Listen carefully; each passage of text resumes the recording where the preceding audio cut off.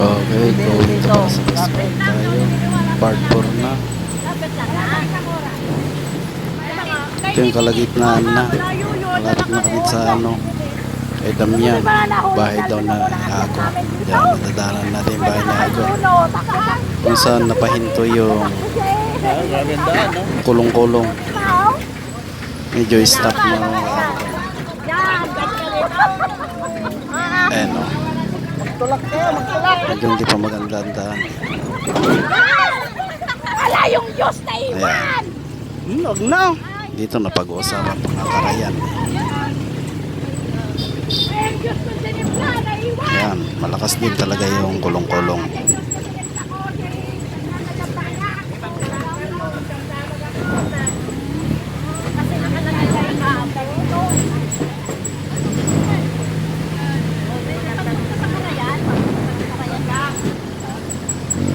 Punta pa kayo Karayan? Yan, nasa kalagitnaan na kami. Pero malayo pa yung Pinsal. Pinsal ito.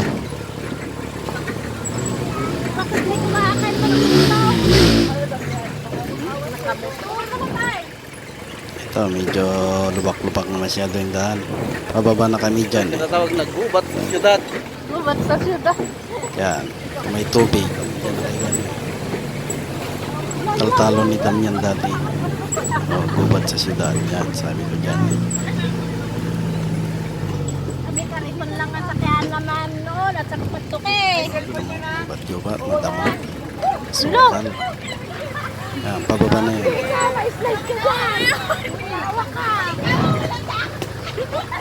So, dahan-dahan yung traktor. Yan. Layo. Ayan. Sot, Damian. Yan ka dati kay Damian eh. Yung tinatinaman namin ng palay. Yan, alap na. Pero bahay daw ni Ago yan eh. Hindi ko sinong Ago. Ako na sa Ago, yata.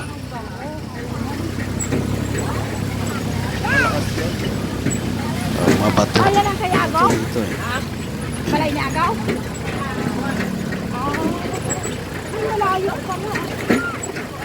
Makakahon dito ang tricycle? Wow. Ito ba ito? Yan. Kung kayanin ng tricycle yan.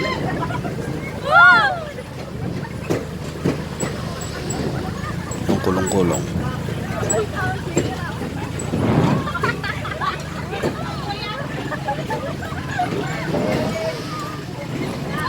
Oh, namatayan. Medyo hinto muna kami, hinto. Hala, namatayan eh. Baba yung pasahero ng kulong-kulong.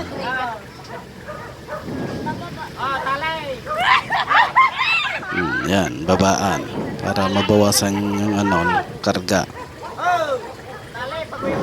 Ha? Stop Hindi, muna. kaya niya. Stop.